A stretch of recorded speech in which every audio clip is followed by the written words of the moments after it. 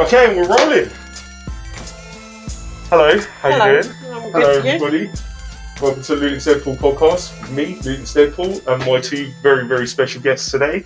We have Lisa Coffey and we have Sam Fensome. Say hello, ladies. Hello. Oh, it's in time as well. That was perfect. So I've come here today to Lisa's house to talk with the pair of them about the kind of stuff that they do within our community, especially for Keech Hospice Care. You've both been raising money for quite a long time now. Yeah, my mum was there in 2002, so it's obviously really close to our heart. We've done like charity work sort of from there, but it's become a lot more since Ian passed. Yeah. So Ian's your son. Yes. Yeah. He was obviously Santa on Smiley Sam for many years, and he did a lot more than what we did. We used to do Smiley Sam with him, but can you just explain for everybody like what Smiley Sam? Yeah, because some people aren't going to know this stuff. Smiley Sam goes out throughout the whole of December, all through like Luton streets, and it's like a train with music and lights, and they raise money with a Santa on the train. The collectors, they're all volunteers, go round. They're also in the shops during the daytime, and it raises a real amount of money for the Keech. So, yeah, if anybody wants to get involved in that, it's a really good thing to do. It most certainly is. Sam, what about you? So, have you been helping with this Keech? I have, yeah, for a long time as well. I have. I obviously do. Obviously, Smiley Sam and the train as well during obviously Christmas time and that, and then any fundraising that comes up with Mum doing her cake baking and stuff, then I'll go down and help Mum do bits and bobs with her. So, yeah. It's good. No, I've been to a couple of things that you guys have done. You get all the community and the street involved and everything. It's absolutely beautiful to see for me personally. But let's go back to let's do a little history of you to find out more about you guys. Because obviously, I do want to talk about specific things like Ian, if that's okay. That's fine, yeah. Like about Keech and what you guys do in the community, all that sort of stuff. But let's actually find out because sometimes, that's just reminding me, I've not put airplane mode on. I'm so sorry. This happens every time. Every time. We are still rolling. Sorry, people. I will get better at this. It's my phone as well. There we go. That's what reminded me. I heard your phone go off and I was like, damn it, I've done it again. But it happens every time. I'm so stupid. You just saying so.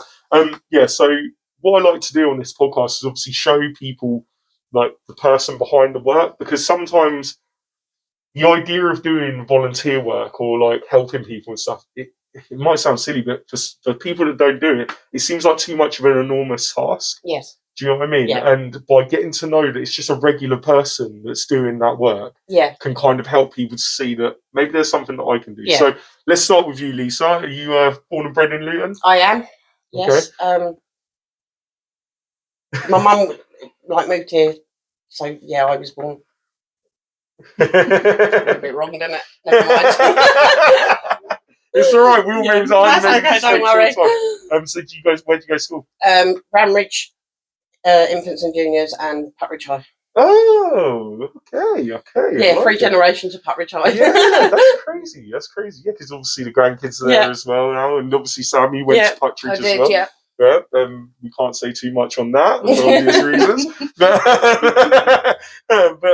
yeah, what was your time like at Putridge, Lisa? It was really good. I didn't have any problems. It was a lot different to like it is today. So yeah, there wasn't as much going on with the kids, and social media wasn't a big thing then either. Of course. I enjoyed it. Yeah. So what was your if you had to name one of your favourite experiences at school? What could you say? Oh, I don't know. Really. Put you on the spot there. Probably learning to cook and. Oh really? Yeah. Well, yeah, that is quite a big part of who you are, isn't it? Yeah. I have to say, I've had a lot of your cakes. This is probably why this is coming on. I'm not pregnant. I'm just fat because of Lisa's cakes. They're beautiful, seriously. My friends and that, so yeah. Yeah. No, that's cool. And what about you, Sam? What was school like for you? Yeah, it was okay. I went to Bramridge Primary School, and then obviously I went to Putridge as well. But yeah, it was all right. Yeah, you enjoyed it. It's Yeah. okay. What was your favourite subject? I didn't really have one, to be honest. Sounds like me. I liked PE. That was about it. Yeah. Yeah. Oh, yeah, because of course you used to play football quite a bit, didn't you? Yeah. Yeah. So, do you want to tell people a little bit about that? No. Come on. You played. You was quite good. Well, I did like the sports and that in the obviously Putridge and that, and then I did do trials at Colley Green, and then I just kind of got put off by a certain something. Oh, okay. All right. Fair enough. Don't worry. We won't go into that. Sorry, people. I've trod into an area filled with mines. No, but obviously, like I think you'll agree that sport's quite an important thing when you're at school, and it like gives you kind of a good focus. Yeah. And I'm sure when you was enjoying it, it was like something that probably helped you out quite a lot, right? Yeah. Yeah. Okay. Well, let's move on from school. So, Lisa, what happened to you after school? What did you do after that? I went to sixth form. I was due to. I should have gone on to. I got a place at Watford for cake decorating. Then I met their dad, and it all sort of went tits up. Okay. And fell out with my mum over it, and ended up moving out. So I didn't end up going. It was to do cake decorating, and Yeah. then I worked at Don Miller's for 3-4 years, and then the kids come along, and that's been it really. And that's where the magic started. Yes. Really, innit? Well, yeah. Of course. Amazing being a mum. Yeah. So, yeah. Okay, so is it all right if we talk about Ian a little bit? Yes. Yeah? Okay, so... Excuse me if I get a bit teary, though. I'm kind of... we got tissues ready. Because I know this is a hard subject for you, and if you don't want to talk about it, if you want to stop... I will talk about him because I always want him remembered. So talking about him, although it makes me very emotional, it also warms my heart. Yeah. I mean, I have to say that is a beautiful picture right now. That's him to a T. Yeah, just... That was actually... being silly. The Christmas before the January. Yeah. Oh, yeah. Yeah, no, it's not easy. Obviously, my hero. Yeah. I obviously... We've been friends for a little while now, and I've known Sam for a lot longer, but I wasn't massively aware of Ian, to be perfectly honest. I'm not going to try and pretend or anything. I wasn't very much involved in community sort of stuff either, though. So, oh, hello, you've got a cat. I knew she'd come in. That is very unusual. Sorry. No, that's a lovely cat. I really like cats. Oh, can I tell a little funny story, actually, before we go into this? So, the other morning, I'll show you pictures of this as well afterwards. So, the other morning, I was sat in my room, sleeping and stuff, woke up quite early, and I look up, I'd been out the night before, and I'd had a few too many the night before. Couldn't really remember getting into my bed that well. But I look up at the blinds, and I see a little silhouette of like cat's ears in my blinds. I was like my house is quite high up, like my bedroom. Yeah. So I'm like, how is a cat out on my windowsill? So I go around and I check. Oh my god, there's a cat in my room. The house. In my room behind the blinds. And my big American bulldog is asleep at my bedroom door. Oh wow. I have no idea how this cat got in my house. I'm so confused by the whole thing. Obviously, cats don't talk, so it couldn't explain the situation to me, which made it even worse because I'm sitting there holding this cat. The cat was cool, like letting me hold it and stuff. But I'm like talking to the cat, like, "How did you get in here?" And the bravery to march past my dog, like you would have to have gone past. Oh, my dog was sleeping, and he's the worst guard dog in the world. So my dog has since been fired. He's on outside duties now. Yeah. No, but it was a you maybe brought it in when you were drunk.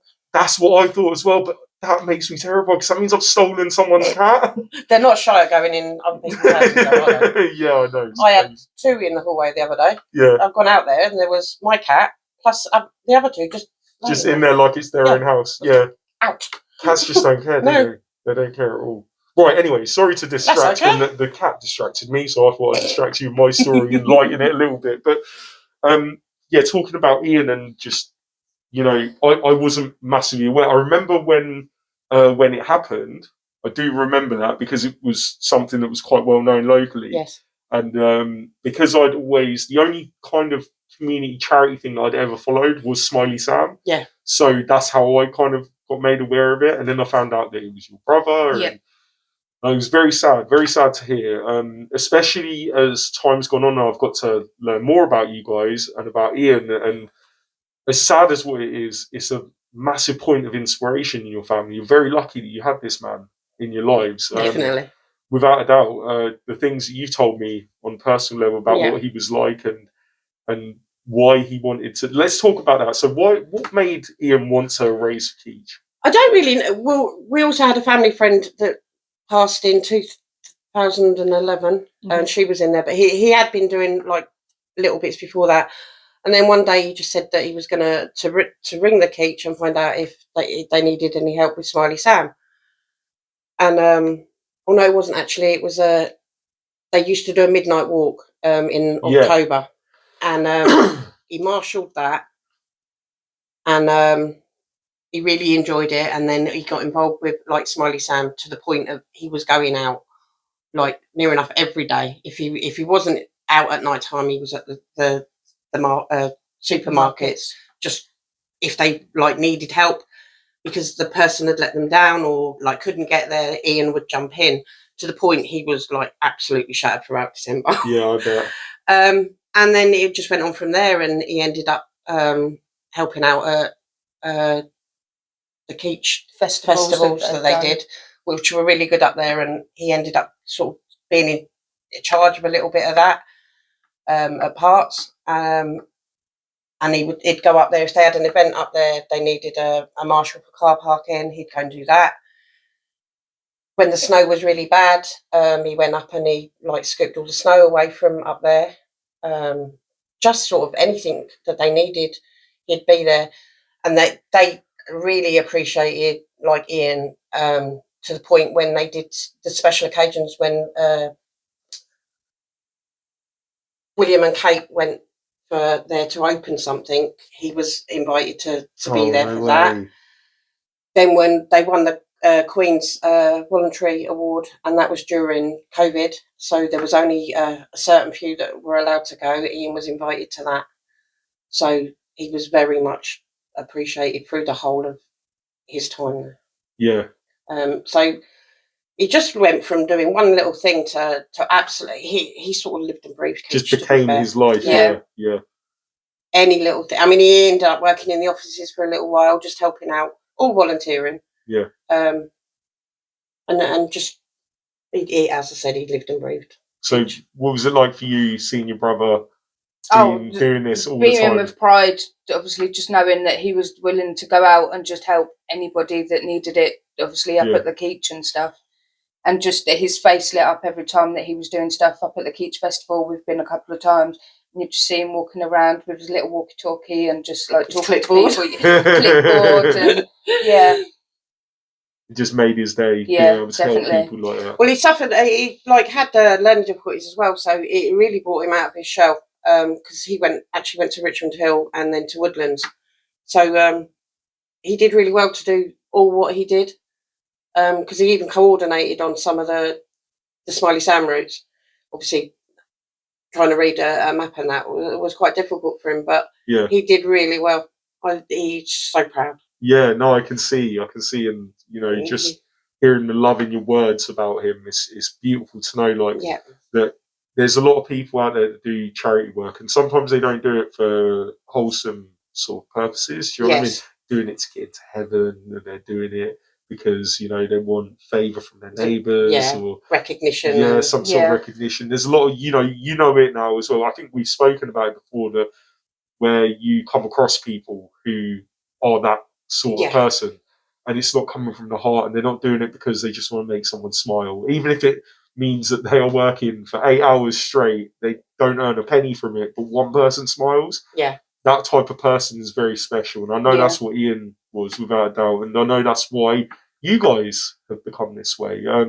Obviously, I know it's been very, very difficult to try. I remember the last Christmas, when I done the Smiley Sam route, and for me, just on personal level, it was a really big thing for me to be able to get involved and help with that, because when I was growing up, Smiley Sam used to drive past my house, and it was the final stop on the route. Yes. So yeah, without saying where. Yeah. So it would go down my road, and like every year I'd come outside and give them £1 or something, and they used to give little sweets. Do you remember? Yeah. They used to give like little, I can't remember what they're called. You know, the striped sweets. Yeah. Yeah, they used to give little ones of them out, and it made my day. And for the abuse that I was facing in my own house, to have that in my life, it made me believe that there was magic and there was hope, and like, you know, the kids' faces like that just make your day, and even some of the adults, it's just amazing to see them come out, and they love it, and like you can hear them, Smiley Sam's coming, Smiley Sam's coming. There's some kids on some of the routes that they'll save up like just like 2p, 1p, and it'll be like a big pot, and they'll come out and they'll be like, I've saved this all year, and you can have it in your buckets and stuff. Yeah. And some old people do that as well, which is really nice because they wait all year round for it, and so that is a massive. The Smiley Sam was definitely Ian's favourite part of volunteering. So what made Ian so different? I mean, like, you know, there's a lot of people. I try to find this out from people as to why it is you get somebody who's as special as Ian, and how we can kind of like set out a blueprint to make more people like that, right? Because that's what we need. We need more people. I just love a lot of people to be more like Ian, and to be like just free giving, and you know, do it for no recognition, and just want to help people. I mean, it wasn't just Keech. He'd help absolutely everyone. There was an old lady that used to live across the road, and he'd go and do a garden Monday, Wednesday, and a Friday. Wow. He'd go to the shop I don't know what. He obviously was born to be that kind, caring, and. Yeah. So was it in his nature, like he just was always like this? I mean, he could be like moody here, but I'm not saying like he wasn't. But no, he's always been like very sentimental, very caring, very loving. Would never like not say he didn't love anyone. He wasn't hard at showing his feelings either. Oh, that's beautiful. Very emotional. Gets that from me, obviously. Yeah.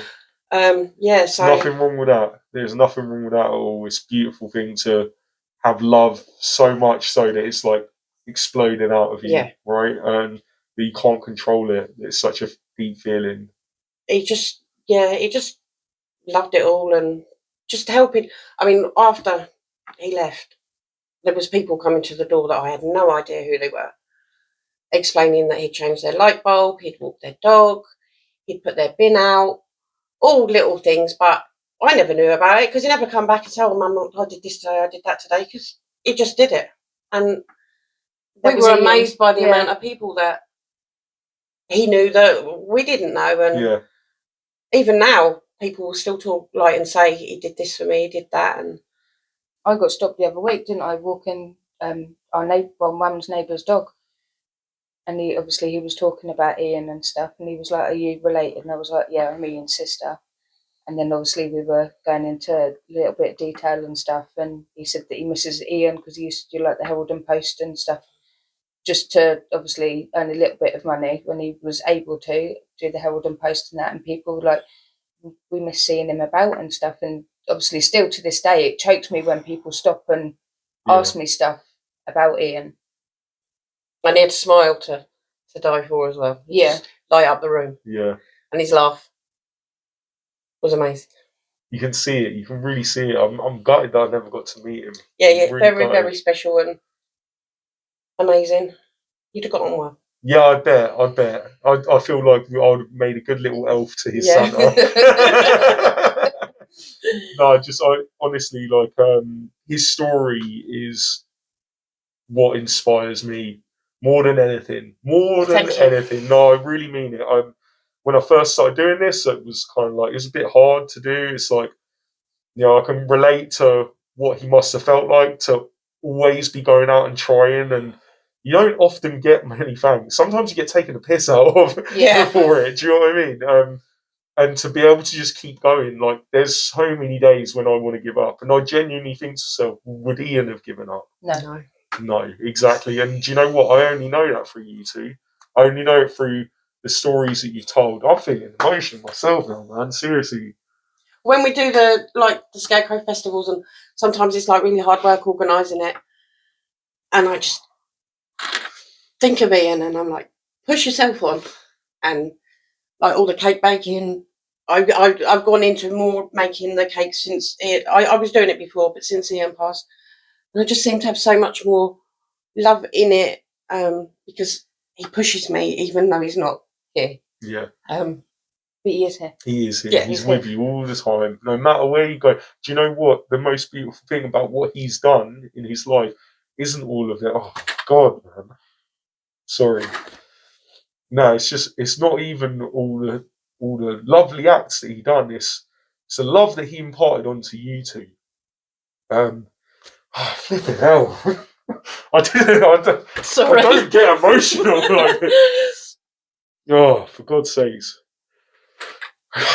See what you've done now. You're making me cry, man. It's like, there's a young girl across the road, Morgan. She was very inward and shy, wasn't she? Yeah. And he said to her about like doing Smiley Sam one when she became like, she was helping out at the Keech market first, and she was like, she wasn't allowed to collect the money because she was 15. But she helped out like on the cake stall, and she loved it. And then Ian got her to do Smiley Sam, and her confidence grew and grew. And she's like a family friend, but she was obviously devastated but he's given her that much more confidence as a young woman. She's now a young mum. Morgan, her name is, and she always says it's because of Ian that she was able. Yeah, I am do who what, I am yeah. today. That's what she says. that's the best part. This is what I'm saying. The best part of what someone as beautiful as him gives isn't what they necessarily do in their life, it's afterwards. Yeah. All the people that he's affected who now, my gosh, the amount of people that must be in a bit of a struggle, and then they're like, oh, I just want to give up. And then they have a little voice in their head that says, what would Ian do? Yeah. And a lot of people do say that. This is the power that someone like him has. And although how hard it is now that he's gone, the things that you two have done, this is the thing, you two are so humble. It's so hard talking to you, especially. No, seriously, really, really difficult talking to you, trying to get you to see how bloody amazing you are. Because you just won't hear it. No. You just won't hear it all. I've tried talking to your daughter and telling her there's, make sure you know, your mum knows, and she won't accept it. But you've done it to your children now as well. You're all like, it's not just everything that he's done affecting you guys. You pass out to them, and it's like you're creating such a wonderful family of people who. Yeah, because they definitely love the volunteering. I mean, Lucas is 16. In October. What an amazing kid Lucas is. Oh my gosh. Seriously, Lucas, for me, is one of the finest young men in Luton, without a doubt. Without a doubt. The amount of events I've seen him at, helping you guys. Brilliant. And, when I was 16, catch me chatting with my mum. Seriously, no, I'm gone. I'm down the park with my mates playing football. No way. He's really looking forward to being able to go with Smiley Sam on the train, because you can't do that until you're 16. Yeah. So this year will be his first. Oh, that's exciting. And then Mackenzie will follow like next year. But he's so excited to do it. But because he helps out, obviously, as you've seen him. Because we go down to the Keech market it's normally October, November time. Obviously, it's a Christmas one, and I bake for 2 days. Oh, yeah, I was going to say, I mean, it's ridiculous. And it's normally a sellout on the first day. Other people bring stuff in, it's not just me. And then I end up coming home and baking again for the next day. But do you know what? Let me just check 1 second, because at this point, you're 24, okay? At this point, I'm going to start flashing images up of your cakes. Okay. Because we're just talking about them. People don't understand. They're insane, isn't it? Yeah. I look at your cakes sometimes. I love cooking. I love baking. I love all of this stuff. Yeah. And like, one of my favourite things is watching like cake shows where they. Oh yeah. Yeah, I knew you'd love that as well. See, I'll have to just come around one day and we'll just watch cake shows. Cake course day. But you're so inventive with your ideas. Like, sometimes I look at one of your cakes, I'm like, no way.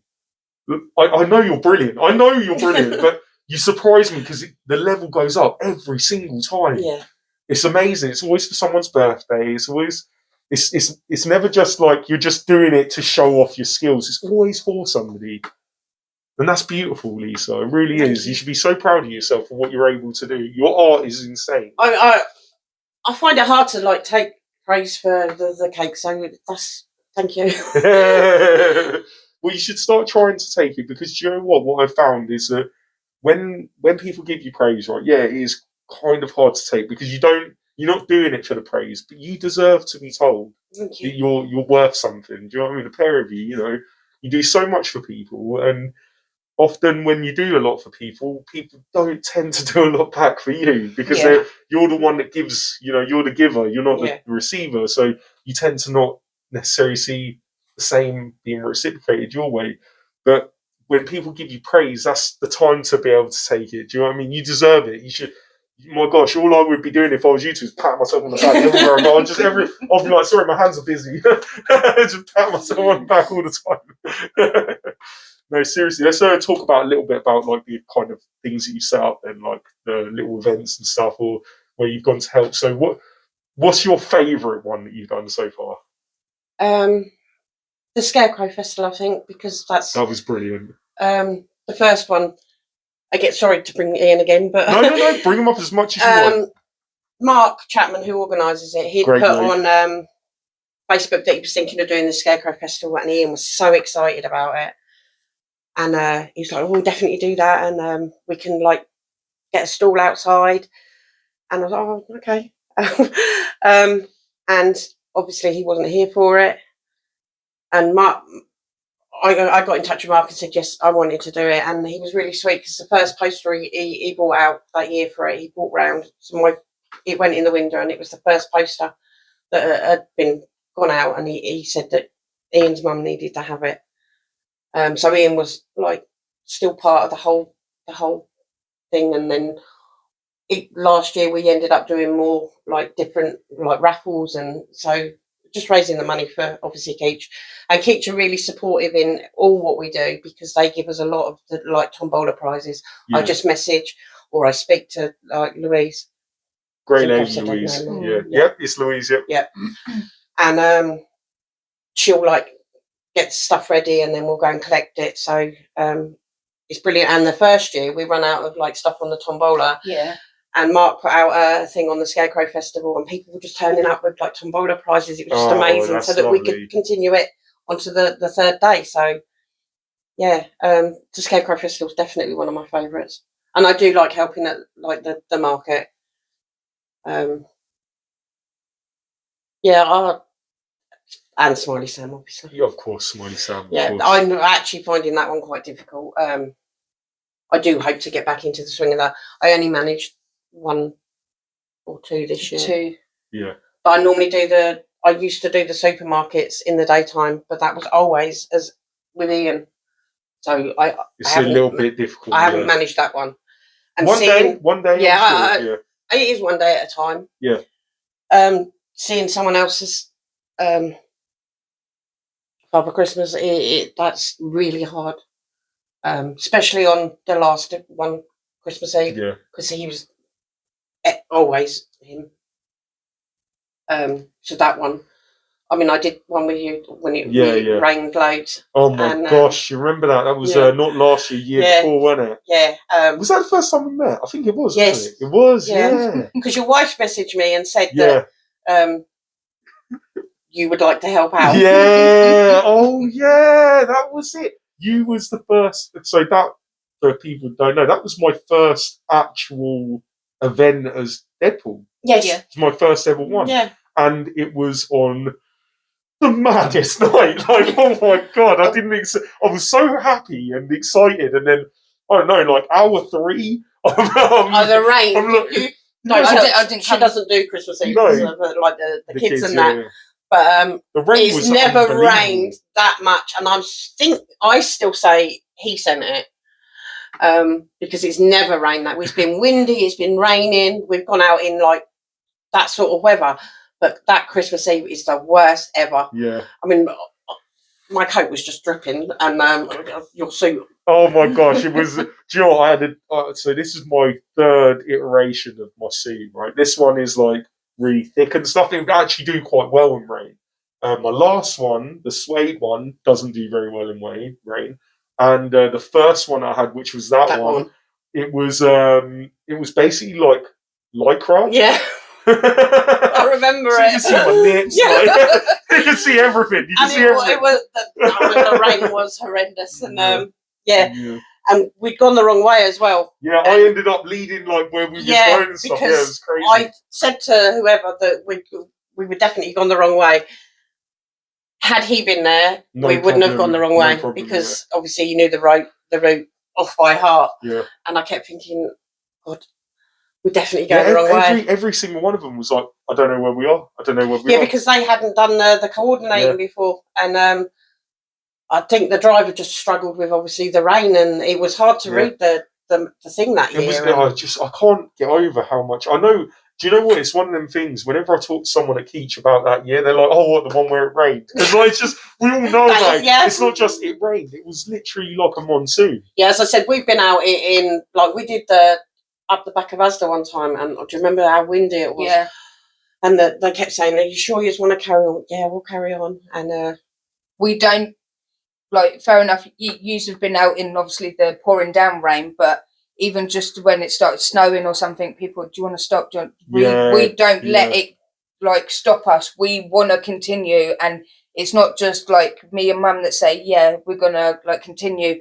We talk all the volunteers and say, are you still all right to continue, or do you want to stop? And they're like, no, we're gonna continue. Like, it's not gonna beat us and stuff. So. And the amazing thing about Smiley Sammy is volunteer run.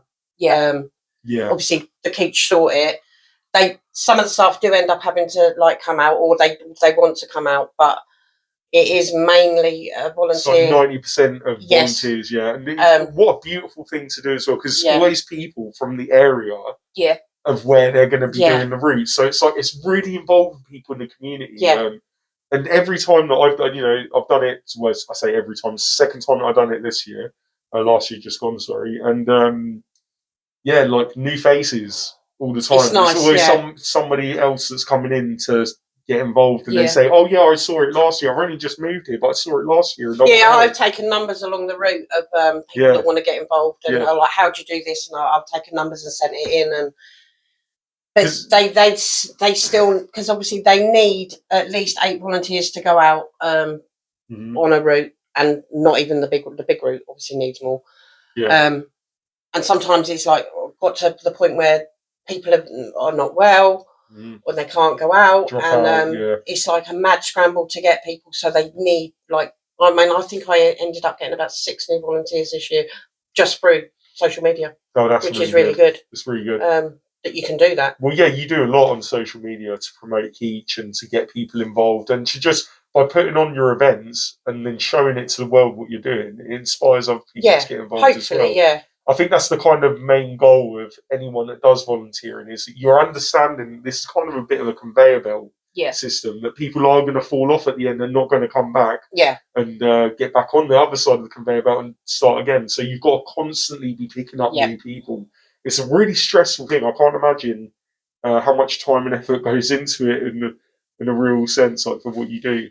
Yeah, it is just sometimes it's hard, when the people, because that people know the route's going to go out and don't want it cancelled, and like some of the routes I'm not even been on, and I'm like seeing that they're struggling, and I'm like putting out, can anyone help at this one? And like other people do that too, and just so that the route does go out. So it is a special thing for the kiddies. And then you get the sad part of it when you hear stories from people that why they're like coming out. Every year I end up crying with someone on the path because they're telling me their story. The one year, one of my friend Lindsay, she was helping, and she'd come and said that could Santa get off the train and go and speak to this family. They'd just lost their mum, I don't know, a week or so just before, and he got off, went and knocked the door, and obviously talking to him like ho ho ho, and he spent a little bit of longer time than we usually would allow. Like, yeah, because you've someone- got to be quite quick. Yeah. There's a lot of people Yeah. waiting. Yeah, yeah. Because obviously at the other end, you don't want to do too much at this end, and then you don't finish the route. And I mean, sometimes you don't finish the route because you don't know how bad the traffic's going to be. Yeah. So it is a case of like rush him You gotta along a keep it little going, bit. Yeah. We ended up having to stop for him for about 5 minutes because he got back in and he just was in tears, and because the story was just obviously. It's a sad thing with Keech. You know, I went on a visit there. Last year at some point. No, was it this year? I think it was early this year actually. And they took us around, and I cried in every room. Yeah. It was horrific. It was absolutely horrific. But I implore everybody out there to go and have a tour of Keech. Honestly. Yeah, you see, they do that virtual tour, and a lot of people should go there because a lot of people think that it is just end of care life. They do an awful lot of work up there. They have volunteers going around to do like home visits. Yeah. Where that just could involve just going to sit with someone, read a book to them, take them shopping or go shopping for them. And you have the same volunteer go there all the time. Yeah. It's something I would do if I drove. And like you just go in and like you get to know this person. And then there's obviously the hydrotherapy part. My mum used to go up there just for like a day, and she liked to play the drums while she no was way. there. Yeah. Oh, wow. And there's an awful, and it's not funded like by the government a lot. It's like 30% is from the government. Yeah, something 70% is like from actual charity fundraising. Yeah, I know, that's mad. And it costs 6 million a year, and that was before the prices rose. Yeah, the gas and electric rose. Yeah, so I can't imagine the total now. Yeah. To run that place for a year, £6 million. Yeah, and the thing is, I don't want the standard of care there to drop because it's absolutely perfect. Yeah, it's everything. And when I've gone there, it's all the activities for the children. Yeah, it's amazing. Oh, it's brilliant. Like, and you say about the pool as well. And the gardens, they had the gardens done by Alan Titchmarsh. Oh, the little claim outside. They're actually, the garden is so beautiful. Yeah, it is. I mean, when they do the Keech Fest, I'm hoping that they'll do it again. And if they do, you need to go because it's amazing. Yeah. And it's just, it seems really weird having like a party in a hospice, but the place is, you just feel so chilled. And they have like bands playing, like right out the back. And there's so many different activities going on, but it raises an awful lot of money. Well, do you know what? I think that the thing that people forget about anything that is a sad kind of place like that is, it is sad, but at the same time, the staff there, their job is to make them days for not just the patients, it's for the families. Well, what I found out whilst I was there is they don't just look after the patients, they look after the family. Yeah. So they tell you, go home, and then they'll give you time. Like they make sure that you're well looked after as well. And if you're struggling, they come and look after you just the same. But the whole point of the place is to try and give a little bit of joy, a little bit of happiness. And they do the staff up there, right from like the top, like the office staff, the CEO, right down to the special, like their nurses and like that, and even the cleaning staff. Everyone up there is absolutely amazing. And like you can, when I've been there with, like both times, I've ended staying with the person. And the fact that they allow you to stay, not just one person, 2 people can stay. Both my mum, it was myself and my dad that stayed overnight. And they were absolutely amazing. It was like New Year's Eve, my mum was in, and they came and gave us a little glass of baby shower. Oh, that's nice. And when you go and make a cup of tea, the cleaner speaks to you, everybody speaks, and it's just the receptionist, all of them. I don't want to miss anyone out. It's just absolutely amazing up there. And it, as you said, it is to make these people's end of life just that little bit better, because it's a really hard time. It's a hard time for so many people, and I think without people like the employees at Keech, the world would be a lot darker place. It would.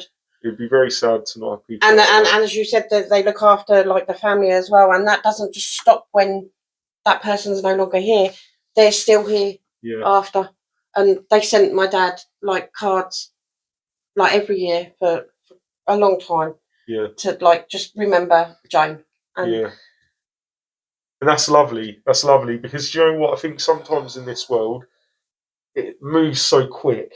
Everything's so quick, and I think there's so many of us as well that you can kind of get lost, and you can almost make people into numbers, especially when you work in a place like that where it becomes so normal to have that as being your everyday kind of role. I find that there's sometimes I've had to go to hospital myself, for instance, and kind of doctors, nurses can sometimes be a bit like there's a wall between you and them, like they don't really see you properly, and it's not their fault. It's just it's the everyday humdrum of work, right? Except from they're dealing with people, and the people at Keech just don't have that at all. No. It's like it's bred out of them very early on. You're a person, and your family are people, and if you need to chat, you can chat. And I love the fact that I don't love it, but when somebody passes, there's a candle lit, so you know that that's happened. It's in like the receptionist bit, and and then when you go further down, there's a candle there and again. They've got all the little blocks on the floor as well with people's names. Yeah, you see, we've actually got one for Ian. Yeah, they did that. The staff at fundraising, forever in our hearts at Keech. That's lovely. That's lovely. But they were brilliant when it happened because Smiley Sam followed Ian to the cemetery. Yeah. That was all them. They organised all of that. And so they're just amazing. They are amazing. And like I say, I want to get more people involved with helping people like this because it's something that we are at the moment experiencing a massive influx of in our community in Luton Town. Now, I don't feel like they have it much in other towns around the UK, but especially in Luton, it's like we are becoming obsessed with volunteer and charity work. It's like it's really taken this town by storm. I see it everywhere I go now.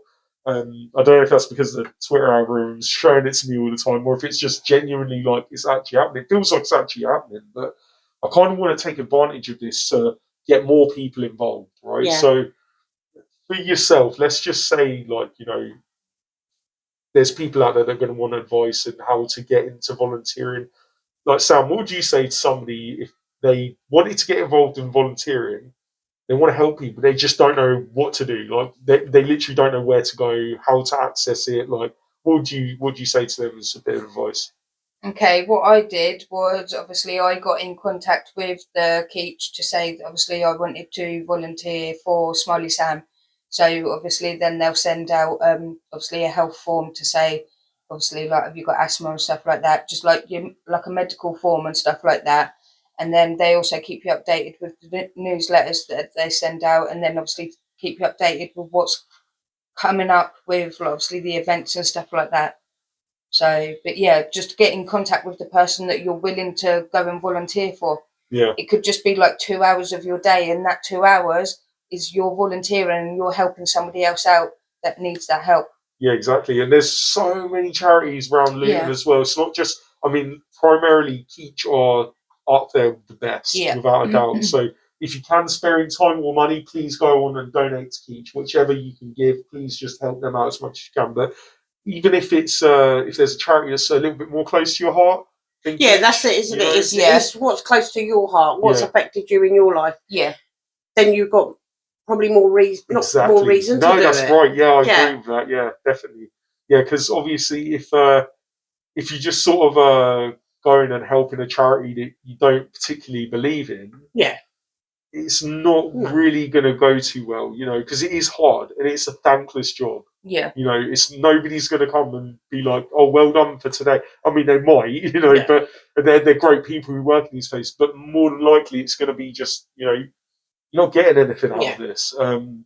That's not the point of volunteering, though. It's the point is of the good work that you're actually doing. You have to understand that whatever it is that you're going to be involved in, you have to love it. Yeah. You have to love that thing, and you have to want to protect it as well. Yeah. I think that's what I see from you guys, especially like when talking about the funding that Keech get. I can see the anger in your face, firstly, that's how much they get, and not only that, the desperation that we need more people. Yeah. And that is only going to come from a place of love. Yeah. I'm so glad that we've got people like yourselves, and I really hope that we can inspire more people through this podcast today. hopefully we don't make people cry as much as what we did during this. And I promise the next time, because I think every time that I see you, I have a little cry. I never tell you because I've got a mask. So lucky I've got a mask. But I have a little cry, and then you'll have a little cry. And I want next time for us to not cry. I don't think it's going to happen. Watch, you'll find me and your mum watching Kate shows, bawling our eyes out. Hopefully it'll be happy tears about how beautiful Kate is. Oh wow, look at that. Yeah, but no, seriously, thank you guys so much for having me round and just talking about this. Is there anything that you want to just add before we go, like how people can get in touch with Keech, maybe? With Keech, you can either email them or get in touch via their website, which is obviously Keech Hospice Care. There is also a Keech Hospice volunteer page on Facebook. Or you can call them. I don't know the number off by heart, but it is easy to find. If you are thinking of volunteering, not just for Keech, for anybody, just get in touch with the association and do it. It's an amazing thing. You'll feel so proud of yourselves, and the joy that you bring in just helping out is absolutely amazing. And if you're struggling with like anxiety, depression, please still do it, because I suffer daily with it. But it helps me to the extreme that without it, I would struggle more. Yeah. So please, if you're going to think about it, do it. That was beautiful. I was going to ask you for something on top of that, and I feel like if I did, then I'd be putting a lot of pressure on you, because that was honestly beautiful, Lisa. Seriously, you speak so lovingly, and I know that Ian would be incredibly proud of you guys. Thank you. Would. I'm sorry to do it again. I'm sorry. He would. Also, good luck to Luton Town on Saturday. I'm not really a Luton Town fan, but I live here, so I'm going to support them. So go and do it, boys. Only because you'll bring Liverpool here and I can go and watch them. Oh no, I'm going to have to delete the whole podcast. Behave. I didn't know I was in a Scout's house. My family are from there. No, this has been really fun and really sad as well, and emotional and super inspiring. It was good because yeah. And the community in Luton is amazing, even though obviously we do struggle with lots of other things. The community spirit here is amazing, and Luton isn't as bad as everybody makes out. So I'm proud to be a Lutonian. Me too. Me too. Exactly. And yes. Yeah, and without the community, Ian wouldn't have got the send off he got. Our friend Sarah, she set up that Just Giving page, and people just were amazing throughout of that. And they help with lots of other like events that are like happening. And Luton is good. It is good. No, I agree. I can't think of anything better to say to end it. I think you've done it perfectly, Lisa. Thank you so much. Thank you. Thank you for bringing such a beautiful kid in Ian, such a beautiful kid in Sam, and creating such beautiful grandchildren in what you have as well. Oh, I must say, Taylor helps out a lot. Oh, too. Taylor, yeah, I don't want to miss her. Right? She skydived. So, no, Taylor's my younger daughter. Oh, yeah, that's the one. She's actually skydived for charity. So, yeah. She's amazing too. She's a cool girl, actually. I've got to say, she's very cool. I've spoken to her. She loves her football. Yeah. She stuck to it. Yeah. But yeah, no, thank you so much. And thank you, Ian. I just want to say this about Ian, that in everything that I do from this point onwards and since before is in his name, right? I'm going to carry him everywhere I go. And if the only thing that I can do in my life is shout as loud as I can so people can hear me, I'll make sure Ian's name's in it. Thank you. I promise you, forever and ever, all right? That means so much. I mean it with everything that I say, okay? So, yeah, let's stop because I don't want to cry again. Thank you very much, everybody, for watching. I hope you had lots of tissues there, and I love you, Luton. See you later. Bye. Bye. Bye.